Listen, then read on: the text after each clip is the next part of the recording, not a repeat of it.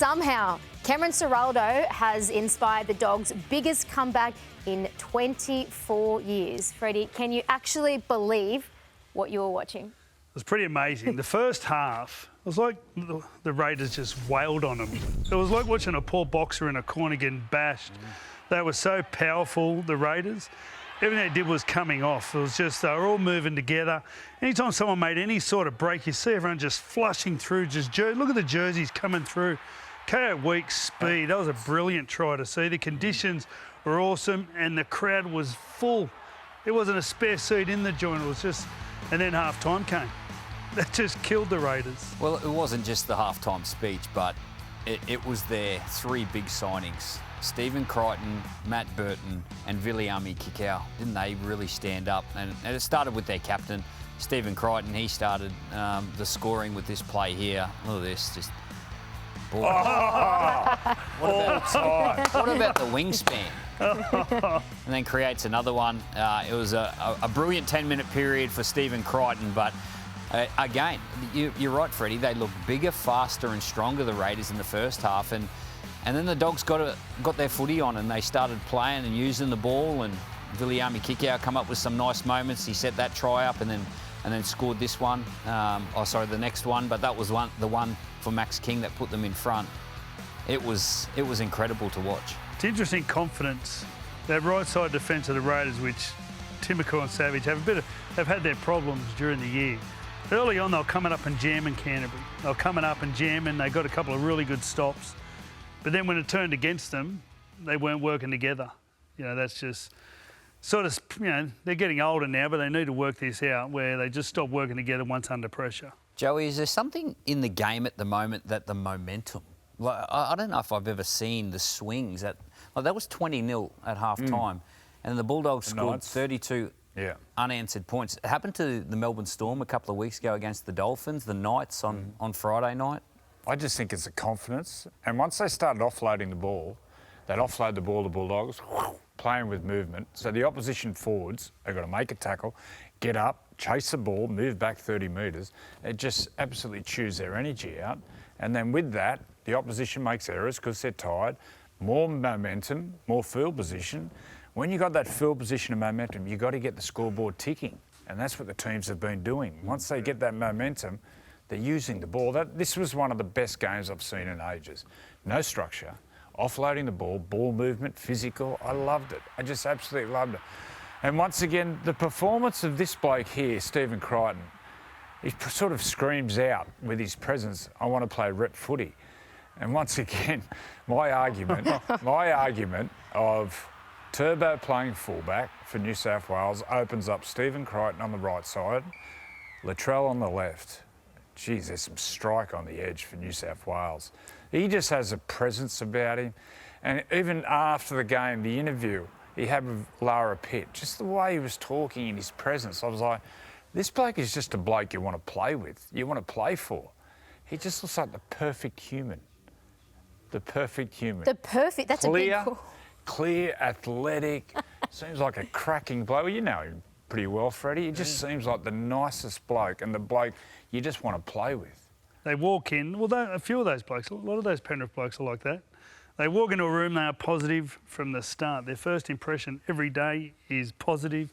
They're smiling, they're happy, they're it's grateful. So infectious. Yeah, they're good people, they're good for the game.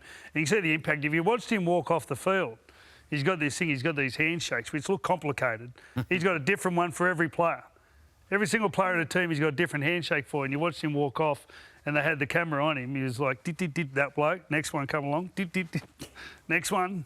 Really? Different handshake for every person. Wow. It's just the attention to detail. That's old school. It's just what he does. Can we get that again? Tap. Pull that. Bit of pull. I love that. We need secret handshakes for the Sunday Footy Show as well. Ripping the logo off. What about, speaking of logos and going viral and getting attention, Jamin Salmon.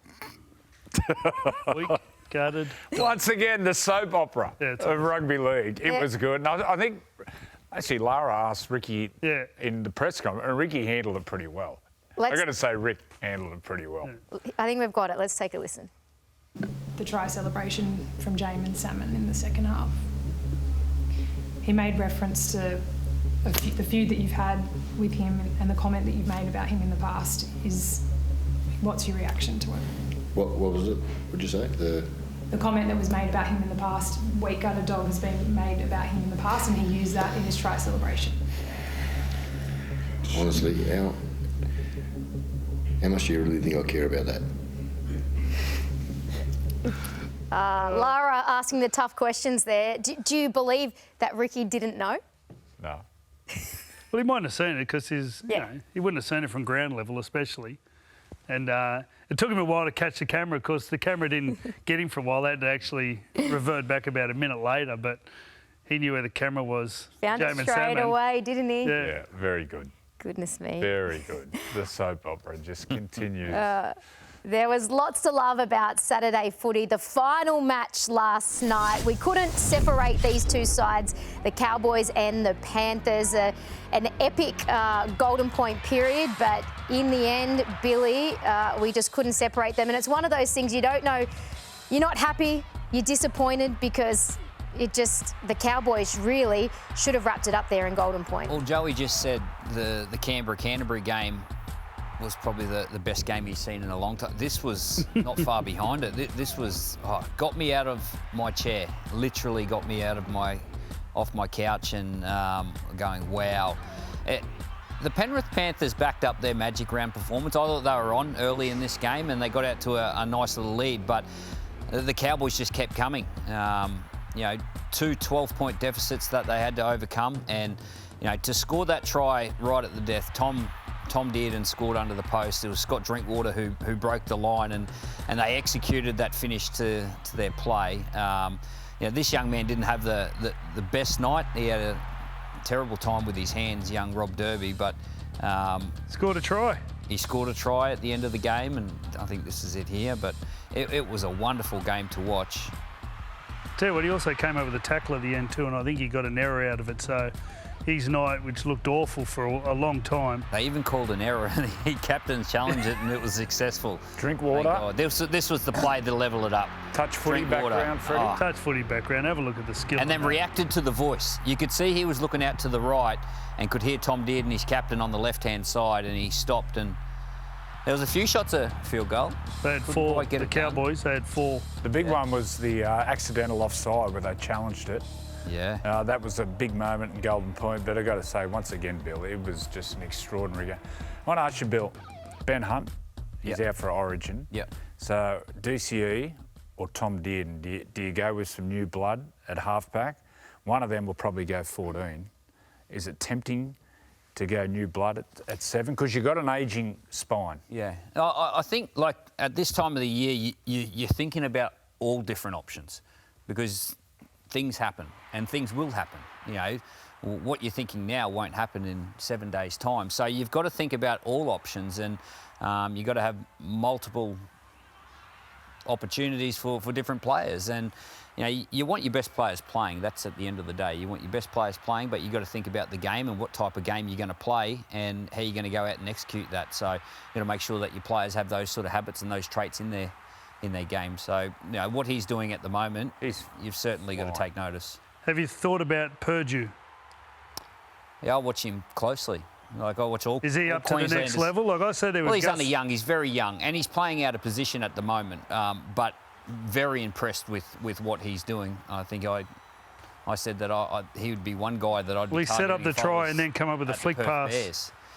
Like just this sort of stuff. Like he backs himself. He backs himself. Gets into dummy half. He had Tom Dearden on the left-hand side, and he said, "I'm going to take this myself," and he set up Jake Clifford. Like he is a wonderful player. Still very early in his development, but he's doing some wonderful things at this level.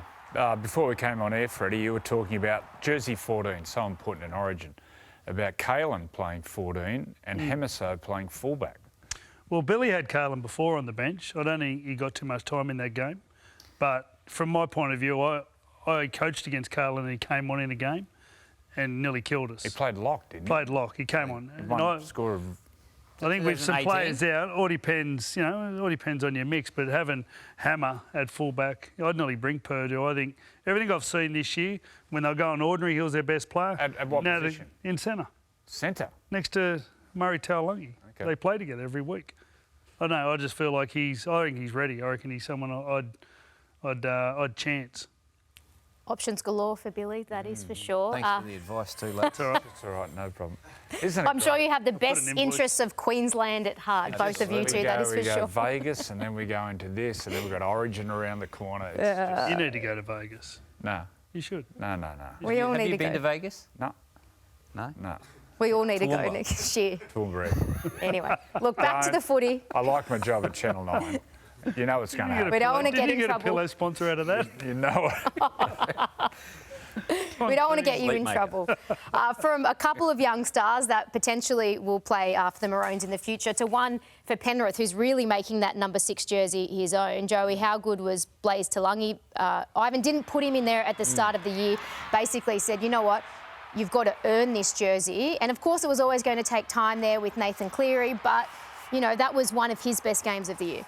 I think it was his best. He set up a couple of tries. There was that kick over the top, his kick here, both on that side. This was the other one, Tommy Jenkins. Yeah. Imagine just coming into that Eels side, very intimidating for a young playmaker.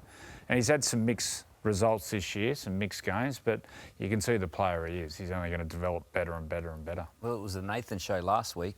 It was Blaze Talangi's show last night. He was great. He had a moment late. Him and Jenkins, this is where you got two inexperienced players together. They come up with an error late in the game, and the pass wasn't on. And you could see how, the experience of someone, whether it's a Dearden or a Nathan Cleary, or you just try to stay away from that risk when you're at that time of the game. It was a bit of a no-look pass in his own end of the field, and that's most surely going to be the education coming through. The two coaches would have been pulling their hair out last night, and I think the same goes on Friday night for Adam O'Brien and Des Hasler. Well, he won. Des Hasler's face. Can you imagine if they lost what he would have been doing? He'd have been out the window. My Dazed. goodness. The greatest comeback Dazed and confused. in Titans history. Down 20-0, and they end up winning 24-20. Joey, sorry, but we've got to play the highlights or lowlights for you guys in the second half. What happened? Errors in the second half. Every error was made by the Knights in the second half. First half, it was just dead set, they're going to put 50 on them. But then, they just cracked in the second half. Well done to the Titans. But I've got to say, it's once they lost their way, the Knights, they just could not find a way to get back. They're very disappointed. As I said, the backs made all the errors. Jacob Safidi, once again, his performance was sensational. But just errors, stupid penalties. And they gave possession. I think the possession was about 70% the second half to the Titans, and they just rolled them. Very disappointing. It was a desperate game, wasn't it? Desperate for both teams. I thought the Groot had a couple of good moments. AJ Brimson scored that try towards the end of the game, or two Scored tries. two, Back end of the game that were really important. Tino Fasua-Malaawi played in his 100th game, so obviously that would have played a factor. But again, like the Canberra game, 20-0 at half-time and then getting beaten, that takes a bit to get over. I love how AJ scored his 2 tries. Like, he kept supporting. Supporting him. There were Knights players around, but they weren't as hungry as him. He got the pass back on the inside, and then he got the kick as well. He was just really hungry for the ball at that stage. But I reckon there was a big argument at the start of the year. Who was going to play fullback? Where's Jaden Campbell going to play? AJ? De Groot's a great player. Yeah. He's a really good player. You just pick and stick with him as your fullback and worry about your other positions. Tino. How good Tino's is a he? freak. And this young bloke, Jaden Campbell, mate, played the ball, come up. That tackle before, he touched the ball 2 or 3 times and then did the same in this tackle after playing the ball. Touched. Well, to this get the was first such an try. important try. Sorry, this was just before half-time. Yep. They scored that try. So important for them to go in with a little bit of confidence. And it started with Tino with his offloads, and then the Groot and Campbell played a role in it. But, yeah, that's... where does that leave the Knights? They had a good win a couple of weeks ago, but they're down on confidence big time. The first try, once that try was scored before half-time, I was like, oh. And that's, I think, the way the Knights sort of handled it. They came out in the second half and there was just an error compounded by a penalty, and then they stopped playing. This was play one from the scrum, and Gags challenged it. Once again, the fundamentals, unforced errors. You cannot give the opposition leg-ups like that. It was just so poor. And even the penalty, giving just stupid penalties away. Well, it's such a hard watch. Such a hard watch. Do they rely too much on Kalen and just expect when they need something that they just go to him and expect that he'll come up with something? Yes and no. I think the emergence of Fletcher Sharp has added a lot. There is no attack out of dummy half. They need some attack out of dummy half. It's the simplest way to attack and it's the most dangerous. But that was... I still can't believe they lost the game. But when things went bad, you needed someone in the team to say, this is what we're doing, follow me, this is how we're getting back on course. But it didn't happen. I still can't believe they lost.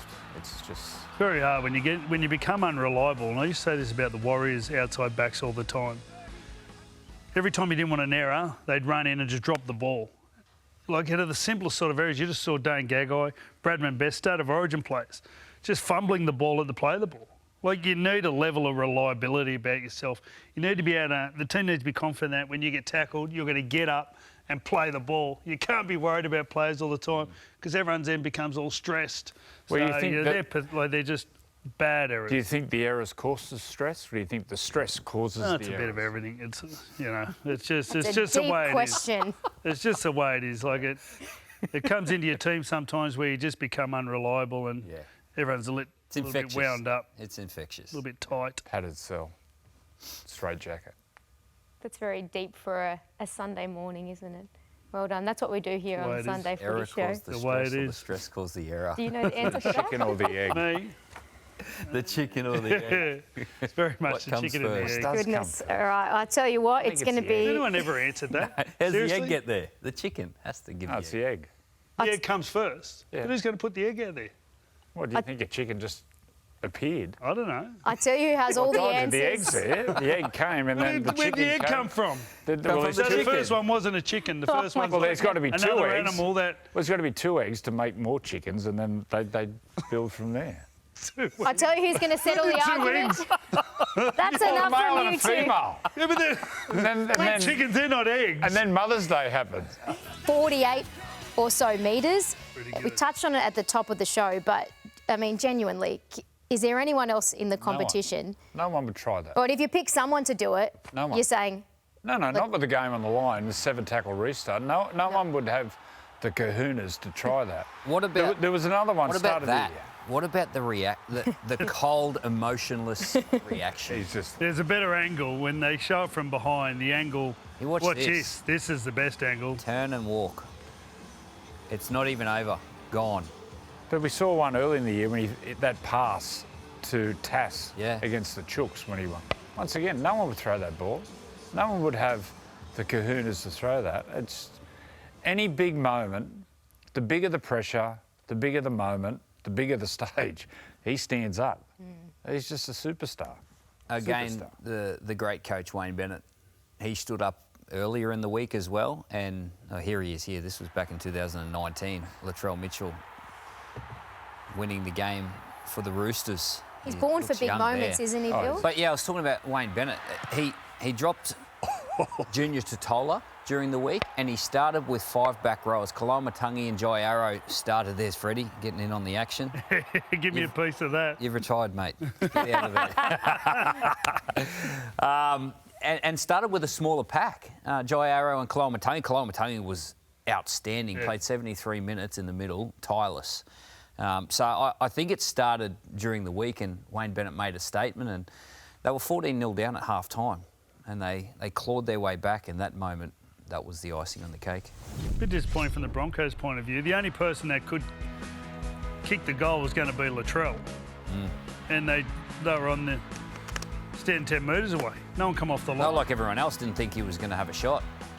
Most people would think conservative and put it in the corner and try and build some pressure. He did that the set before. Like, imagine he had a closer shot from the set before, but South Sydney got out of their direction. They got offline, and then he ended up just kicking. It was about 4 minutes to go and put one down the left-hand side. But you always knew he was going to try something. This is buggery. How good that was. It sort of showed you, I thought, where the Broncos, where their head's at. And JT, I thought, JT summed really it up well after the game. Yeah. There's a lot of talent there, but not much in between the talent at the moment because they're good in their best and their worst performances are very far apart at the moment. Well, 3 weeks ago, they were brilliant against the Bulldogs in the first half. And the last 3 weeks, their second halves, they've lost 52-8. 52-8. Now they've lost 4 from their last 5. Is there worrying signs? Is that concern? I wouldn't be worried too much. I think they're just hitting a flat spot. Talk about the second halves. It's a mental thing. It's not physical. So we know how much Michael Maguire absolutely flogs the players. They're rock hard fit. Maybe there's the problem. Maybe Madge has to pull back a little bit and give them a freshen up because they look really flat in that second half. I think it's a problem. Given the team they've got, that's given the problem. pattern too. Yeah. Well, last year they were in the same position. They lost that game like they did this year. So, yeah, that's a problem. Well, Ezra has to come back in. Well, he plays today. Hunt. Well, he plays today. I would have thrown him straight in last week. He plays today, so we'll see how that goes. But the timing there's pretty handy, but it's a lot of pressure to put on one bloke. Yeah, when Ben Hunt, when the sniper got him, you knew it was straight bad. away. Yeah. So it's straight off. There are some reports that he's torn it off the bone. So, but then there are other suggestions it's only going to be 6 weeks. It seems a minimum of 6 weeks. So he's gone for a long time. But as you mentioned, time's well with Ezra Mam coming back. The other thing, it's time for Ezra to repay the faith from the Broncos. The Broncos could have easily torn the contract up of Ezra Mam. They stuck by him. He made a mistake, and everyone does make mistakes. It was a pretty big one. But I suppose now's the opportunity for Ezra to repay that and give back to the club. The one thing that was noticeable, there was a couple of breaks. They made more line breaks than South. They had the better of the game, without doubt. Every time someone come through, there'd be maybe one supporter and there'd be 5 or 10 metres. Payne Haas went through and there wasn't anyone. There was no one following him. I think when Dean Mariner went through, there was no one following him. I think Adam Reynolds was 10 metres away. If you watch some of those earlier games with Canterbury and Canberra, someone would go through the line, there were 5 and 6 jerseys pushing through the line.